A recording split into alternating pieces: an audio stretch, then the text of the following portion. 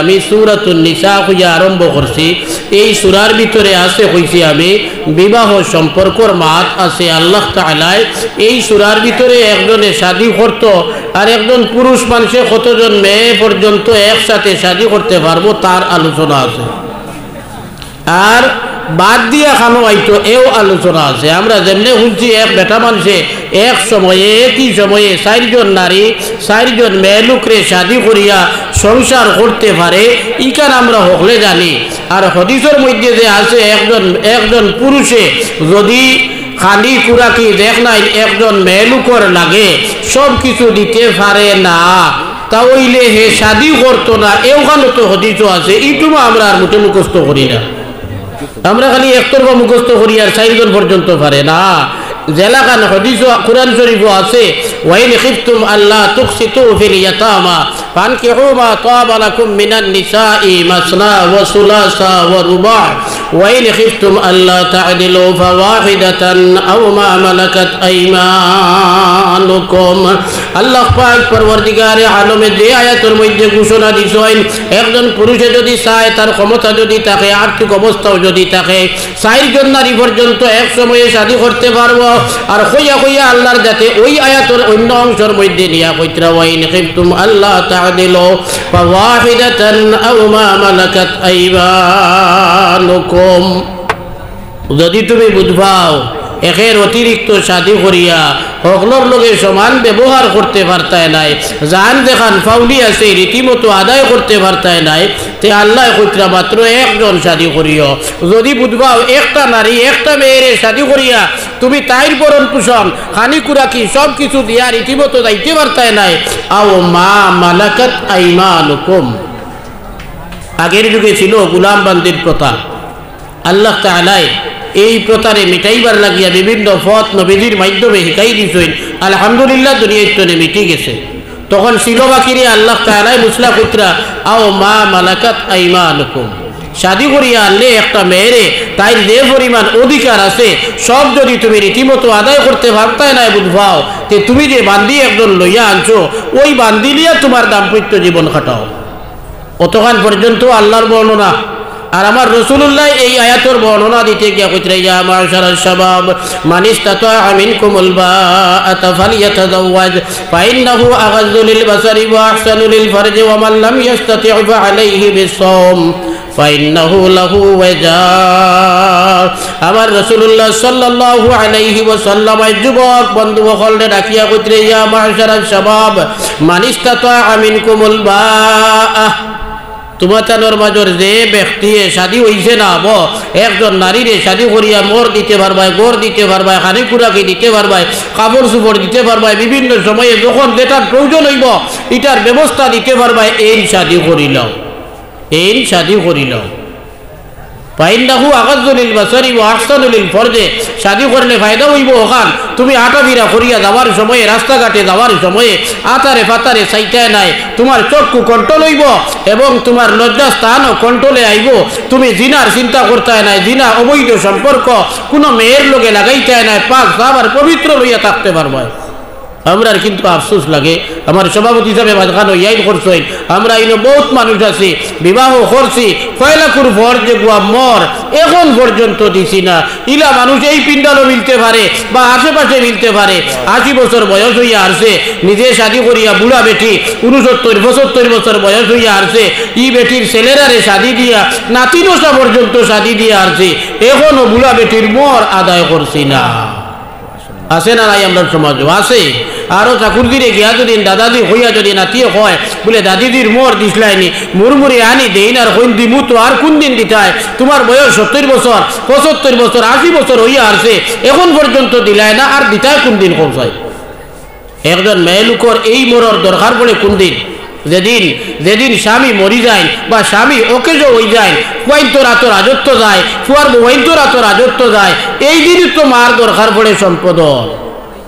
যে বুড়া বেটির সম্পদ থাকে ফুয়ার বউর গেছে এই বুড়া বেটির দাম থাকে, কদর থাকে। আর যে বুড়া বেটির সম্পদ নাই ই বুড়া বেটির ভুয়ার বউয়াইন্তর কাছে কদর নাই। যতও মায়া করিয়া আর যতটা করিয়া ছেলে ভালো কুয়ার বড় বানা কুয়ার চাকরিয়ান বানা কুয়া আর খারবারি বানা কুয়া, মগর যখন বুড়া হইবা নিজে কোনটা করবার ক্ষমতা নাই, তো নাই বল নাই, বুড়া বেটারও নাই, তখন কিন্তু আর বেলু থাকে না। এর কারণে আগে কইছি আমি, শরীয়তে এই অধিকার দিয়া দিচ্ছে নারী হকলরে মেয়ে লোক হকলরে। এই মরটা আসলে ওই তো নগদ শরীয়তে প্রভিশন দিছে, খরচ জায়েজ আছে।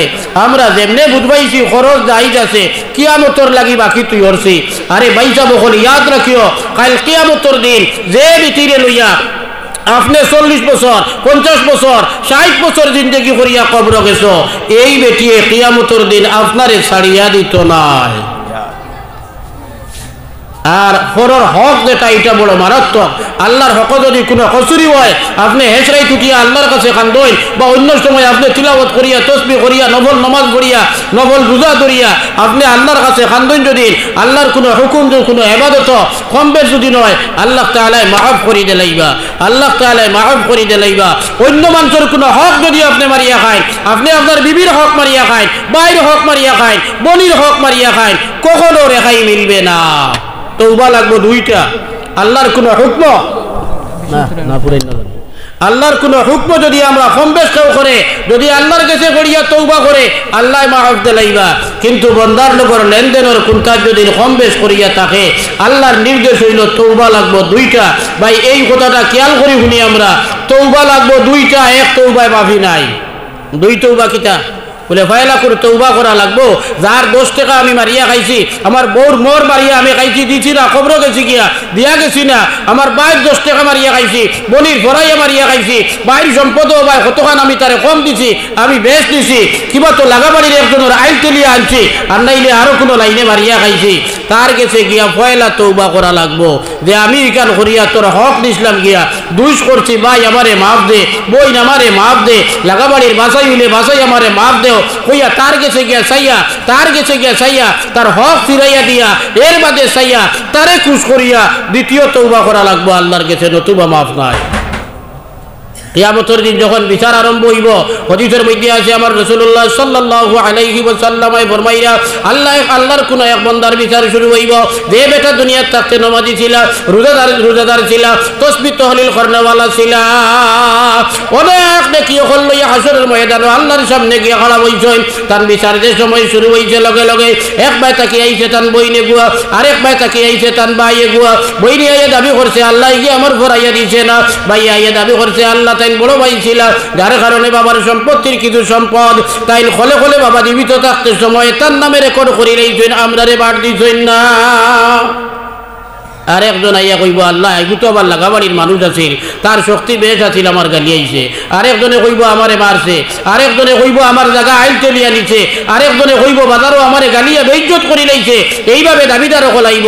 আল্লাহ তাআলা তারারই দাবির পরিপ্রেক্ষিতে পাওনি যারা তারার লাগিয়া এক একটা নির্ধারিত এক একটা হদ নেকির নির্দিষ্ট করে দিবা। 1 টাকা মারিয়া খাইছো তো তারে 100 নেকি দেও, 2 টাকা মারিয়া খাইছো 200 নেকি দেও, 1 গাইল দিছো 100 নেকি দেও, 2 গাইল দিছো 200 নেকি দেও। এইভাবে আল্লাহ তাআলা নির্ধারিত করিয়া দিবা। নবীজি কইতরা এই বন্দার নেকিতনে দেওয়া শুরু হইব, দিতে দিতে ইলা এক সময় আইব তার সমস্ত নেকি পাবন্দার হকলে বাটিয়া লইয়া যাইব গিয়া, তার কাছে আর নেকি রইতো নাই। মগর তাই যে মানুষের হক মারিয়া খাইছিলা, মানুষরে গালিয়াইছিলা, মানুষরে মাসলা, মানুষরে জুলুম করছলা, অন্যায় করছলা, অত্যাচার করছলা, পাবন্দার এখনো বাকি রইছে, তারা সামনে আইয়া হাজির হইবা। এখন কিতা করা যাইতো, আগে তো নেকি দিছিলা।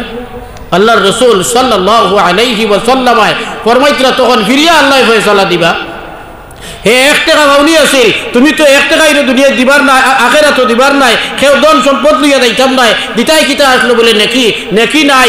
এখন তার 100 গুণা তুমি আনো, একটা গাইলের বদলা 100 গুণা আনো, একটা সোলর বদলা 100 গুণা আনো, জমিন 1 আঙ্গুল টেনিস নাই তো এর বদলা 1000 গুণা আনো, ওলা আল্লাহ নির্দিষ্ট করিয়া দিয়া দিবা।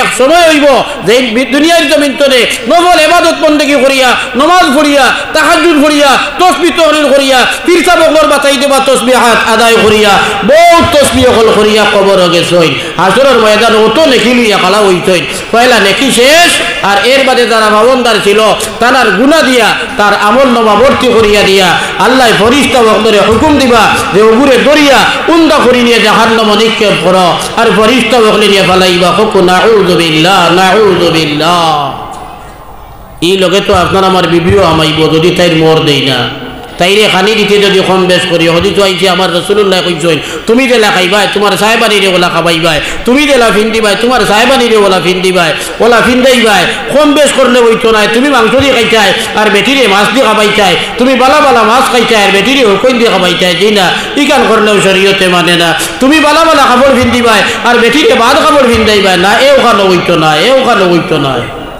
শরীয়তে হাকবুরি মুড়ি মারিয়া দিয়া দিছে মুড়ি মারিয়া দিয়া দিছে বেটিন তোর উপরে আমরা বিভিন্ন ধরনের জুলুম করি স্বামী স্ত্রী যদি হিকে না স্বয়ং আল্লাহ হিকাইয়া দিতরা 60টা পদ্ধতি বেড়া মিটাইবার লাগিয়া তালাক দিবার কথা আল্লাহ কইছেন না কত সুদা তালাক দেবা নাই এক নম্বর আল্লাহ কইতরা ওয়াল্লাতি তাকাফুনা নুশুযাহুন্না ফাইযুহুন্না দুই নম্বরে কইতরা ওয়াহজুরুহুন্না ফিল মাদাজি'i তিন নম্বরে কইতরা ওয়াযরিবুহুন্না আল্লাহ 3 পদ্ধতি শিখাইয়া দিতরা স্বামী স্ত্রী বেড়া গেছে এখন সংসার ফাটল ধরি লইব দুইজন দুই ভাই যাবা লাগি দিতে পারে ইলা ধরনের বেড়া কুন্তা যদি বেটিয়ে করিয়া থাকে আল্লাহ শিখাইয়া দিতরা পয়লা তুমি তোমার বেটিরে বুঝাও 2-4 মাস বুঝাইয়া দেখো তার কাজলো ঠিক হয়নি ওই যাইতে আলহামদুলিল্লাহ চলো যদি দেখা যায় বুঝাইয়া ঠিক হইছে না 2 নম্বর পদ্ধতি আল্লাহ শিখাইয়া দিতরা ওয়াহজুরুহুন্না বিল মাদাজি' বিছনাত বেটিরে তুই তুমি আলাদা বিছনাত হতো আমরা দেশের ছেলেরা আলাদা বিছনাত হতি তো আসেনি এখন বিছনা আলাদা আরে আমরা ছেলে বিয়ার লাগ হইছে ভাই বইয়া বারসাই